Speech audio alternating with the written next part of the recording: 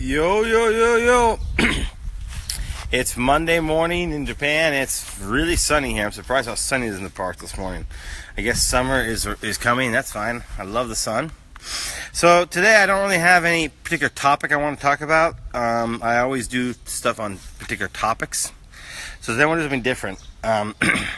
It's a 100% Q&A webinar. I can stick on for a little while. So yeah, once people gather, you can get your questions in. You just write the questions in the chat box. I got my iPad literally right in front of me so I can make sure I can see them, because sometimes I have trouble scrolling on the phone and talking on the phone at the same time. So I got my iPad open so I can see the comments come in. Yeah, so just start rolling with the questions. Anything you want to talk about, just post the question in the chat there, and I will do my best to answer it. Obviously within the time constraints that we have here. I'm just not going to do a full webinar or let's say do a full like hour and less or anything, but yeah, we're gonna be on for about 10 15 minutes, 20 minutes maybe, depending on how this goes. So go ahead and ask your questions. In the meantime, if you're wondering if you want to get into my beta course, and what's the schedule, what's the situation with that, the course is 85% done. There's 2 more webinars to go, and there is about 7 or 8 videos I gotta make that I can actually pump out probably this week and maybe even early next week. So we're literally gonna be done with this course by the end of June, by the beginning of June. Then there's gonna be some time where I got someone who's helping me put together a sales page and promotion schedule and all that stuff. So sometime in June the thing will be launching, and the price will be $2,500. You can still get in for the beta price at this point. I'm basically gonna let people in for the beta price at least through May.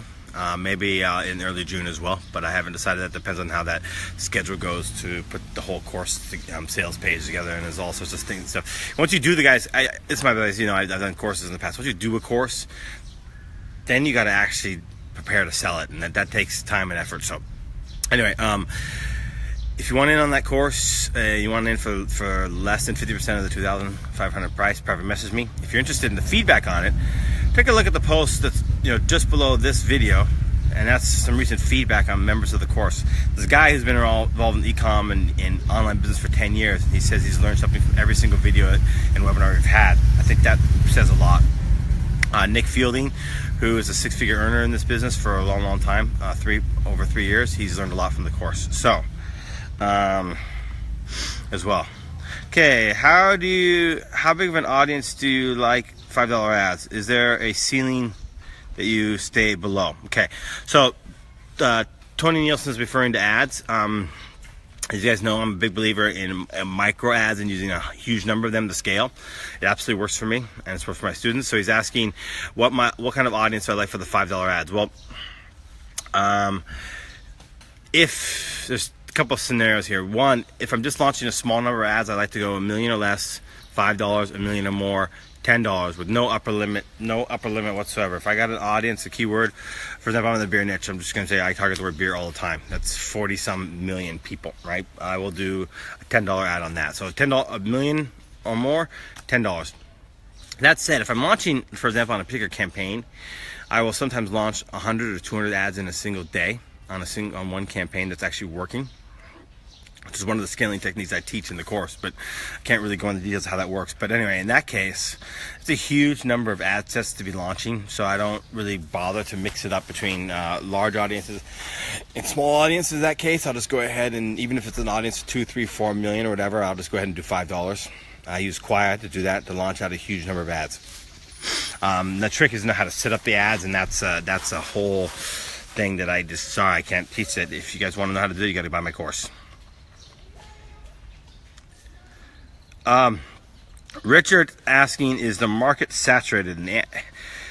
First of all, I don't know what market you're referring to, because in my opinion the markets are down the niches. There's no such thing as a saturated country in the first place, and I don't even really believe there's any such thing as a saturated niche either. There are niches that are harder to get into, and you need to understand the mentality of them. For example, spirituality type niches, right? These are very, very difficult. I mean, saturated is the wrong word, because if you are a good marketer and you got good products and you've got a good angle, you can break into any market. Guys, you think when I started off in the beer niche, a year and a half ago, I started to focus 100% on the beer. You don't think the beer niche was competitive? It was massively competitive. In fact, I had people tell me, laugh at me, saying, hey, that's stupid. Now look where we are now. We're a major player in the beer niche on Facebook, and we're also starting to grow on Tinder and Instagram. We're just getting some traction, especially on Instagram lately, and been doing YouTube videos, getting some traction there. So guys, there's no such thing as a saturated market whatsoever. Get that idea out of your mind. What is saturated is this idea that you can be just average, right? Be better than the competition, even slightly better, and you can carve out your space.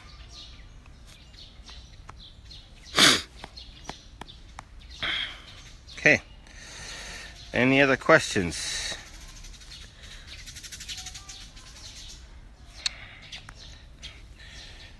Dion, hey buddy, you're in my course.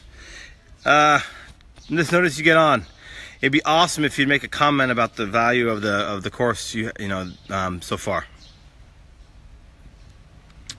Thank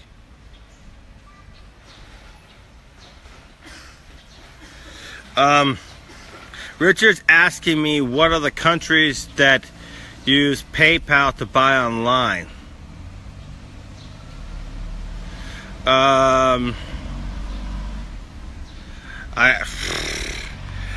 Every country I've ever targeted uses PayPal, so I don't have had any issues.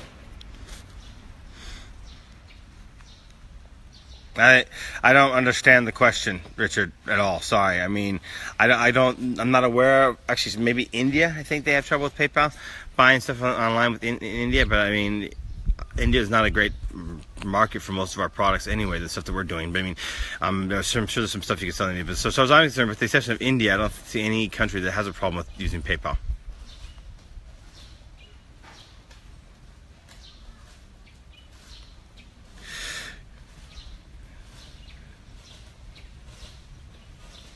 Okay, so Dion says, and by the way, yes, I sort of asked him for this testimony because he was the only one who I saw on this video in my course. But anyway, he did respond. And he said, "Hey, Chris Blair, yes, the course is really good. You are one of few guys that actually really care about the results of your students." Appreciate that, my friend. Thank you for taking the time to do that.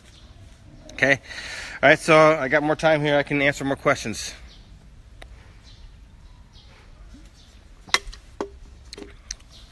Time is it, by the way? Oh, 8:50 in the morning U.S. time, in Japan time, so that's fine. I got 10 more minutes. I got a call at 9 o'clock, so I got 10 minutes. I'm do the call from the park anyway, so I don't need to rush anywhere, rush home. My home is, by the way, around the corner. It's not that far anyway, but anyway.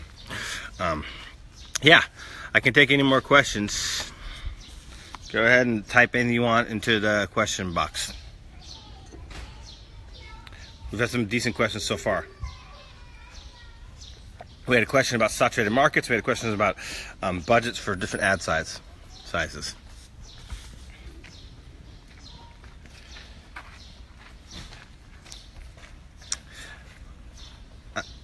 And Anita, how are you? Been a long time. I think you're from Malaysia, right? How's Malaysia? All right, doesn't look like we're getting a lot of questions. If not, I'm going to go ahead and cut this video. One thing I actually do want to, since I wasn't planning on doing any content, but I want to go ahead and bring this up again because I brought this up last week and I don't think a lot of people noticed it. But I have this concept that I've been testing and it fully been working for me. And to the point where I actually made a video about it for my beta course group. And that is the idea that posts have lifespans, okay? And so a lot of people believe that when they have a winning product, right? Well, not necessarily a winning product, but they have a winning image that's converting, right? And it runs for 3, 4, 5, 6 months or whatever, and then Facebook at some point, it just stops working, right? They think that product is dead, or they think that image is dead, and that's actually the opposite to be true. A couple years ago, about 2.5 years ago, I decided to, why don't I take this winning image I had and just post it again, see what happens. And it just took off. Then it died several months later. And so I said, let's just do it again. Post it again. giving up all the social proof, and then took off. So what I discovered, almost by accident, just by pure testing and just trying it out, is that posts have lifespan. So if you have a winning image, right, and it's working for you, eventually that will die, because I think Facebook wants new content. That's the way they operate. They want new content, so they will only let you run an ad for something for so long before they start to kill it.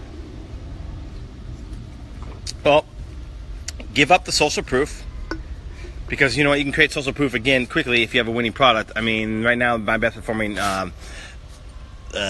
image, I had 21,000 shares on it before it sort of died.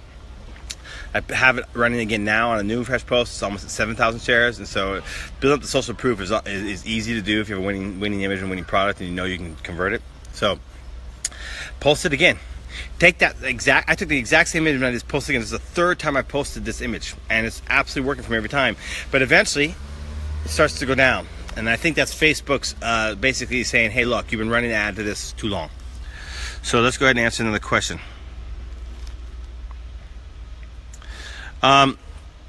So Richard's saying he doesn't think PayPal payment through a store is enough. Well, the type of PayPal, I only use PayPal, by the way, but the type I use is the type that will allow you to get credit cards as well as just so you don't necessarily have to have a PayPal account to purchase through my store.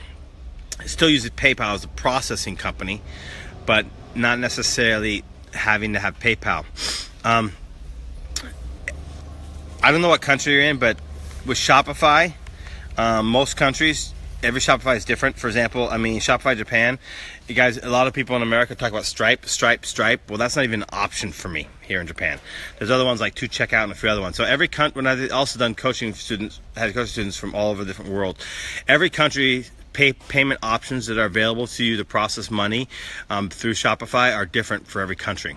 Okay, so we need to go there, Richard, look at your payment in the settings and see what other options you have. Surely you'll have something other than PayPal. But even if you just have PayPal, set it up so that you can, you just gotta sign up for the right PayPal. You reach out to PayPal, tell them you want the type of PayPal that accepts credit cards without having a PayPal account. And by the way, make sure that's the key word, because actually one thing I learned just from doing coaching and talking to students and my own experience, every country PayPal service has different naming conventions for certain things. For example, PayPal Express in the United States only means processing through PayPal. Here from Japan, PayPal Express also includes the ability to process credit cards without a PayPal account. So that's an important distinction. Okay, so don't just say, hey, can I get PayPal Express or PayPal Pro or whatever. You say, look, I want the PayPal that allow me to process credit cards without them having a PayPal account. That's what you want, Richard. Okay, cool. I hope that helped. Wow, I'm starting to build up a sweat here. Whew. Summer's arriving. It's 8:50 a.m. and I'm building up a sweat already. I'm sitting right in the sun, which is my own fault. But anyway, still, wow. I don't know if you guys know, I love Japan, but it gets, the one thing that does, I mean, I like summer too, but it gets hot here. I mean, like really hot, as in like jungle hot.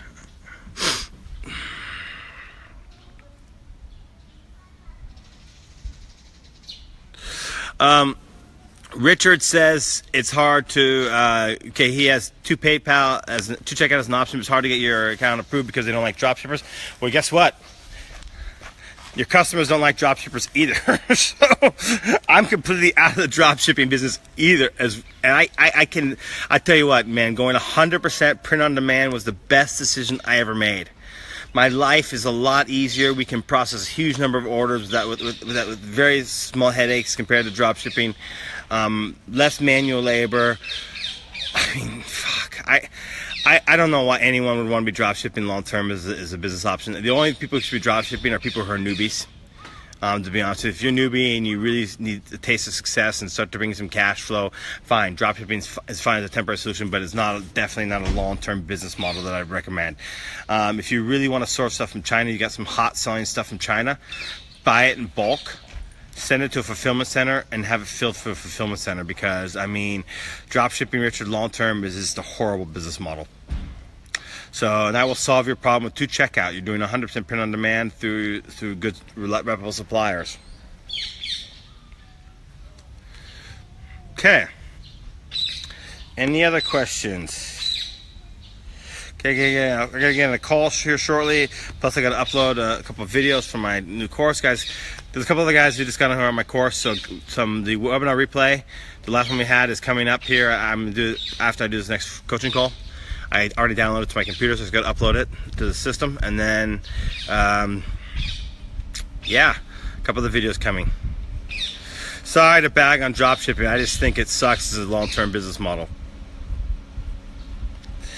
All right, so if you're interested in my coaching or my training course, private message me, and we'll see you in the next video.